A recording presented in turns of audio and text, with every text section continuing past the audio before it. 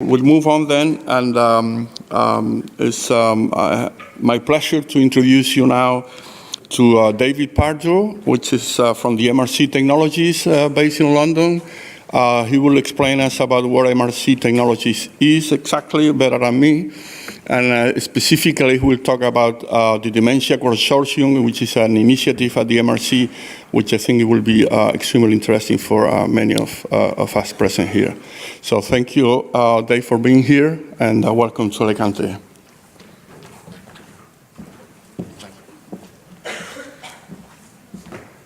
Good afternoon, and thank you to the organisers for inviting me to come along and share with you some of the experiences that we've picked up in trying to create something that's not particularly dissimilar to the vertical that Juan Carlos has just described. Before I get going, I thought I should tell you a little bit about MRC Technology. We were established in the year 2000 out of the UK's Medical Research Council. We're a not-for-profit, we're a charity, we're independent of anybody. We have about 140 staff. Proper scientists make up about half of those. And these are the scientists that have come out of pharma, as Juan Carlos alluded to. The other half of our organisation is made up of technology transfer managers, IP and legal experts, and also commercial experts. So together, we can translate breakthrough academic science into something that industry finds less risky and more appealing. And in that way, we help to deliver the patient-centric approach from research. Perhaps the most important thing, we're incredibly lucky because we're self-funding.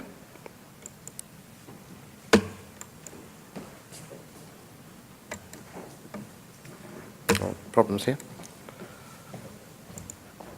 Let me have a look.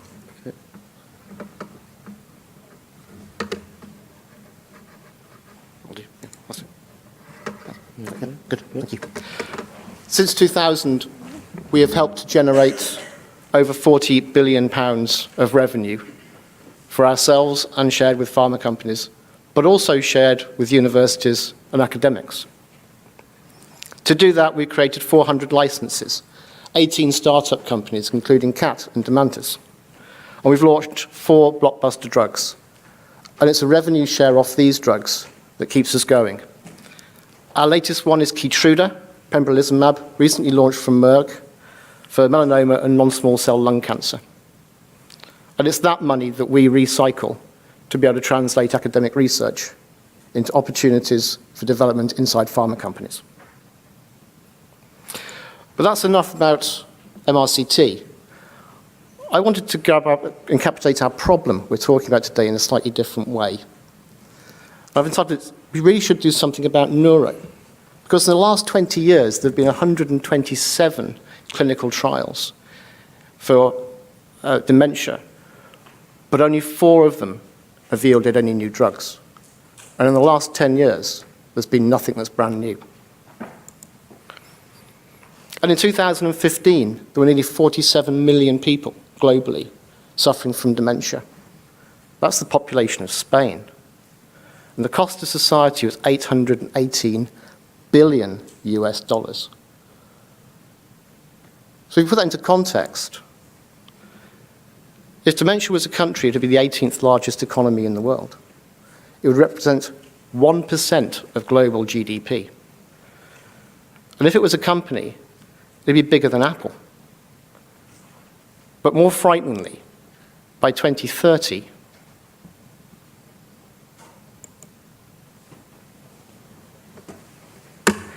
there'll be nearly 75 million people with Alzheimer's disease. And that will have a global cost of over $2 trillion US.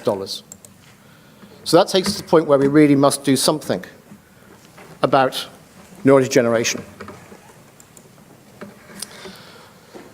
So moving on to what we did about it goes back to 2013. And there's a guy you might remember used to be a politician called David Cameron. And he made a quote at the G8 summit. And he said, we'd like a cure to be available for dementia by 2025. And he finished it off with, it's a big, big ask. Yeah, it is a big, big ask. It's a massive ask by 2025. So we created the Dementia Consortium as part of that global response that was called for at the G8 summit. Its purpose is to build a collaborative environment where we can validate targets and projects coming out from academia. This is going back to that reproducible bit that Juan Carlos just talked about, to make sure that research is robust enough so that pharma can't say no or don't want to say no to the opportunity. And it's also to bring together charities, industry, and academia so we can accelerate development and discovery of new therapeutics. And we did it because it can be really tough to get funding in this area. And we also did it because pharma are being pulled away from the challenging neurodegeneration areas because it's cheaper, and I use this word carefully, easier to be able to work in oncology or in a therapeutic area where you've got clear clinical endpoints and you've got great biomarkers and diagnostics. There are 7 partners in the Dementia Consortium. We started off with just 4. It was Alzheimer's Research UK, MRCT, Lilly, and ASI. At the end of last year and the start of this year, 3 more companies joined us. That's Aztecs, MSD, and AbbVie. And together, we've created a fund of £4.5 million that we're spending over a period of 3 years to drive forwards academic research into pharmaceutical company projects. The whole idea is that it should be a collaboration. So we're going to share that cost of translation. In that way, we can get more done. But we're also going to share our insights and our knowledge, so ensure the projects we select are the right ones. And we have 4 key commitments within the consortium. Firstly, to identify world-class research, no matter where it comes from. Invest in the most promising projects. Initiate the collaborative drug discovery programs, and that leads us to be able to accelerate new dementia research approaches.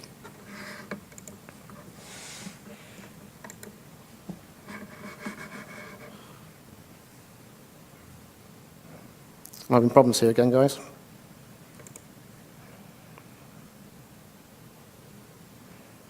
Okay. So what are we looking for? We're looking for novel targets in any area of neurodegeneration and dementia, generated by scientists at any academic institute. They need to be early stage, but not really early stage. Give us something to go on in the way of evidence that suggests what the mechanism is going to be or what the disease association is. And we'll consider all approaches. We have a preference for small molecules, but we're not against biologics, proteins, MABs, tools. Anything goes. And what we give that is access to MRCT and our funding partners' resources and knowledge. The outcome is validated novel targets that are going to be attractive to industry, that get picked up and moved on. And because of that, our industrial partners provide the opportunity to take those into the clinic. And if a project is successful, we're all going to share in the upside of that. As it turns out, our contribution compared to the cost of taking a drug to market is small, so don't set your expectations too high. But nonetheless, there will be a flow of cash back into the institute and back into the academic.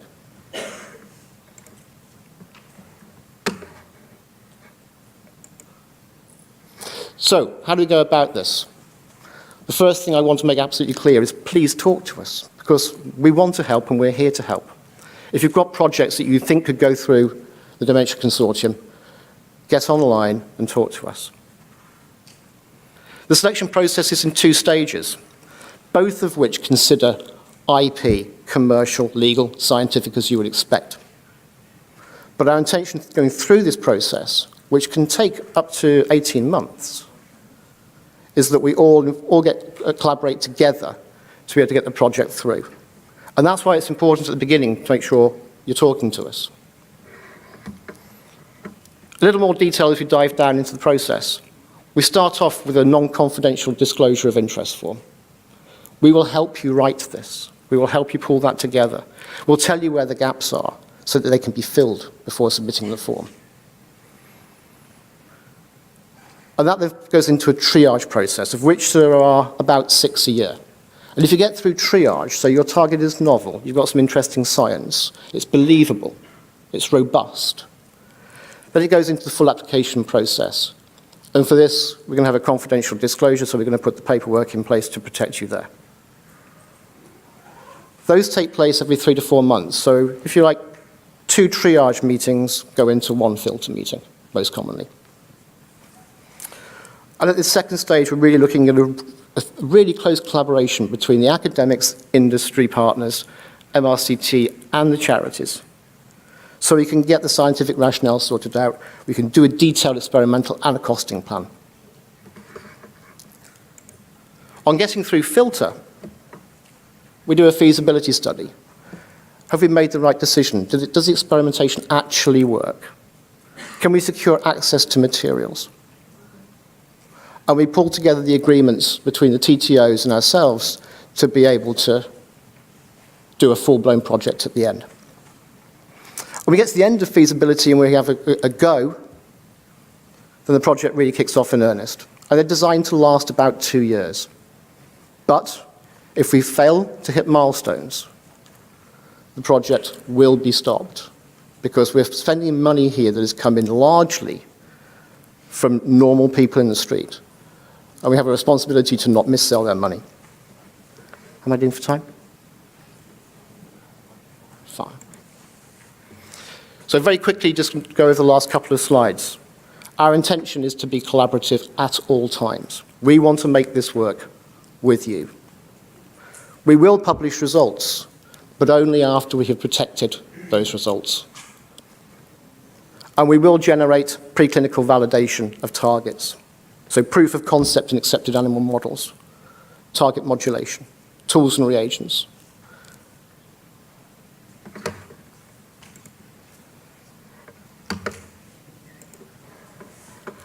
And a note on IP and commercialization.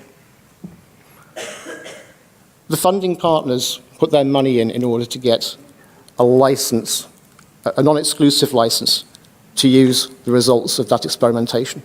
They do not get access to any of the materials generated. But what we do offer them is an option to negotiate that full license later on. And what we're now starting to talk as we move through projects and we come to the end of some of them, we're starting to realize that the partners want to work together. So we've had to introduce this idea of a co-exclusive license. On top of that, we're seeing people actually setting up joint project teams between the funding partners.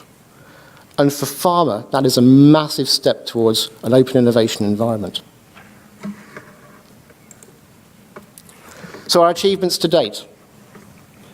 We've generated about 5.2 million euros. It might be a bit less than that now because the pound's not doing very well. And we've evaluated 79 projects across a range of areas. Of those, only 5 have made it through. So we are looking for really robust and reproducible science.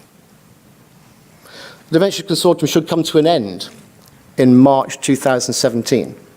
But we're in the process at the moment of extending that for a further year to give us time to talk about a Dementia Consortium 2, which will be even broader and involve more partners, including more charities as well as more industry members.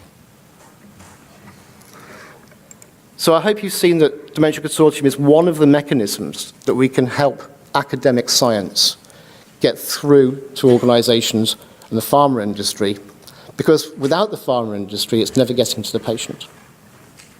Thank you very much for listening to me. I'll take any questions if there's time.